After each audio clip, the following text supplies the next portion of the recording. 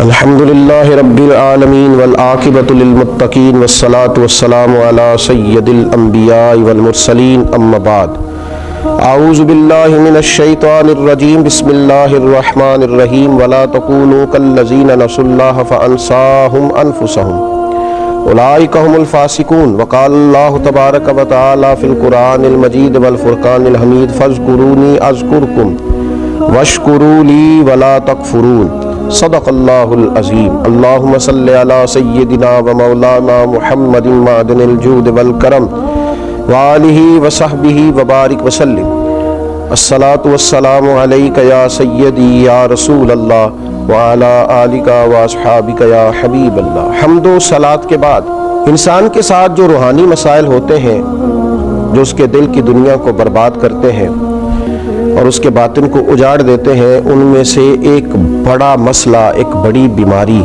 نسیان خالق ہے۔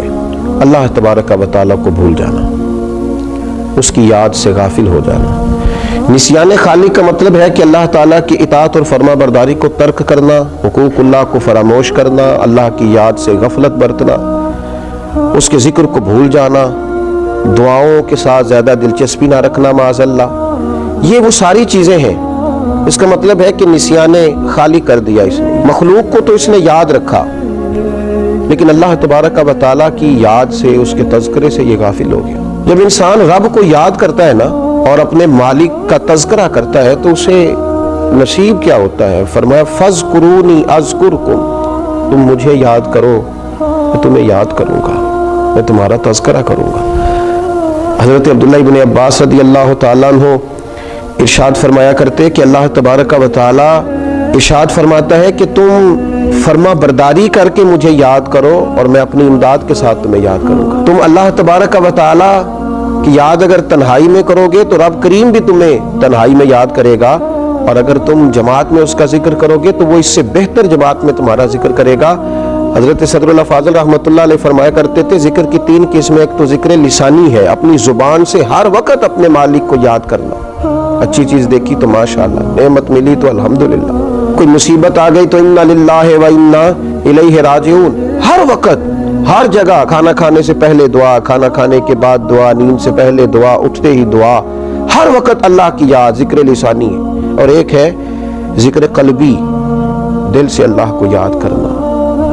ہمارے اوپر رب تعالیٰ کی جو نعمتیں ہیں جو بغیر ہمیں مشقت کے ملی ہیں ان کا احساس کرنا، یہ ذکر قلبی ہے۔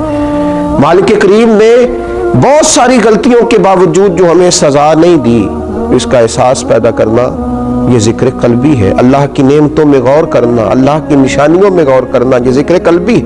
اور ذکر بالجوارح، یہ ذکر ہے کہ انسان کے اعضاء اللہ کی اطاعت میں مشغول ہو، وہ حج کرے، وہ نماز پڑھے، وہ عبادات کرے، وہ سفر کرے، وہ دین کی خدمت کرے، تینوں طریقوں سے اپنے رب کو یاد کرے، لیکن کبھی اللہ کی یاد سے غافل نہ ہو۔ ہمارا اب یہ حال ہو گیا ہے کہ مصیبت میں بھی اب یاد خدا ہم کو نہیں آتی، دعا منہ سے نہ نکلی، بس جیبوں سے عرضیاں ہی نکلی۔ ہم دیکھتے اتنے میرے تعلقات ہیں، اتنے میرے وابستگان ہیں، اتنا میرا لوگوں کے ساتھ اٹھنا بیٹھنا ہے، میری مشکلات حل ہو جائیں گی۔ ہمیں اللہ تبارک و تعالی کی طرف اپنا رجوع کرنا چاہیے، ہمیں اپنے رب کو یاد کرنا چاہیے، ہر وقت اپنے مالک کا تذکرہ ہماری زبانوں پر ہونا چاہیے، ہمیں ہر وقت بھروسہ اپنے رب کریم پر کرنا چاہیے۔ قرآن مجید میں اللہ تبارک و تعالیٰ نے ان لوگوں کا بھی تذکرہ کیا ہے جنہوں نے کھایا اللہ کا پر اللہ کو بھلا دیا، رہے رب کی زمین پر رب کو بھلا دیا، جنہوں نے معاذ اللہ اللہ کی نعمتوں کو استعمال کیا پر اللہ کو بھلا دیا۔ رب نے اولاد دی، دولت دی، جائیداد دی، عزت دی، وقار دی، سانسیں دیے۔ اللہ تبارک و تعالیٰ نے دنیا کی ہر نعمت سے نوازا پر وہ اللہ کو ہی بھلا گئے، اس خالق کی یاد ہی چھوڑ گئے، اس کا تذکرہ ہی چھوڑ گئے۔ تو اللہ کریم نے فرمایا وَلَا تَكُونُوا كَالَّذِينَ نَسُوا اللَّهَ فَأَنسَاهُمْ أَنفُسَهُمْ، ان لوگوں کی طرح نہ ہو جانا جنہوں نے اللہ کو بھلا دیا، ان کی طرح نہ ہو جانا جو اللہ کو بھلا بیٹھے۔ فرمایا فَأَنسَاهُمْ أَنفُسَهُمْ، پھر اللہ نے انہیں ان کا اپنا آپ بھی بھلا دیا، پھر وہ کھو گئے، غرق ہو گئے دنیا کے جھمیلوں میں، الجھ کے رہ گئے دنیا کے معاملات میں۔ فَأَنسَاهُمْ أَنفُسَهُمْ، اللہ نے انہیں ان کا اپنا آپ بھی، وہ خدا فراموش ہوتے ہوتے خود فراموش ہو گئے، کھو گئے، لوٹ کے آنے کا راستہ ہی نہ ملا۔ اتنے دنیا کے اندر مست ہوئے کہ الہاکم التکاثر حتی زرتم المقابر، اتنے غافل ہوئے دنیا تلاش کرتے کرتے کہ قبروں کا منہ دیکھ لیا۔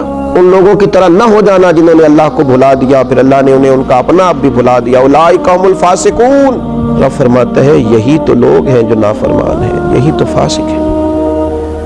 نیکی ہم پر کوئی دوست کر دے، اس پہ شکریہ ادا نہ کرے، بگڑ جاتا ہے۔ ماں باپ کئی جگہوں پہ اپنا احسان بتلا کے کہتے ہیں کہ تم میری فرما برداری کیوں نہیں کرتا۔ اساتذہ اپنے حقوق کی بات کرتے ہیں، ہمارے بڑے اپنے حقوق کا تذکرہ کرتے ہیں۔ سب سے بڑا احسان کرنے والے تو اللہ رسول ہیں، لیکن ہم نے رب رسول کو ہی بھلا دیا۔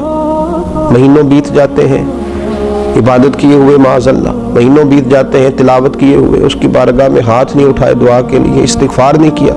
میرے نبی پاک صلی اللہ تعالی علیہ وسلم نے ارشاد فرمایا، آپ ذرا ان لفظوں کا جلال دیکھیں، ان کے اندر جو تنبیہ ہے اس تنبیہ کو دیکھیں۔ امام طبرانی لکھتے ہیں کہ رسول پاک صلی اللہ تعالی علیہ وسلم نے ارشاد فرمایا کہ اللہ تبارک و تعالی ارشاد فرماتا ہے، ابن آدم بے شک جب تو مجھے یاد کرتا ہے تو تو میرا شکر ادا کرتا ہے، اور جب تو مجھے بھول جاتا ہے تو پھر تو میرا انکار کرتا ہے، پھر تو انکار کرتا ہے اپنے رب کا جب تو بھول جاتا ہے۔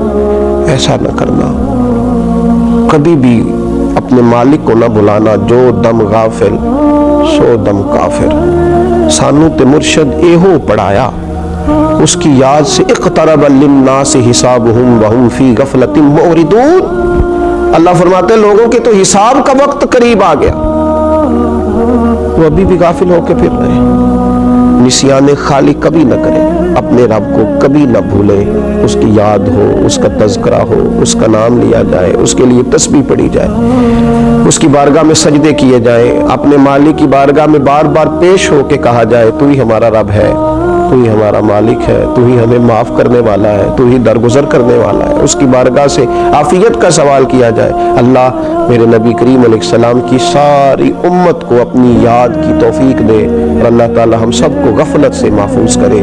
آخر دعوانا الحمدللہ۔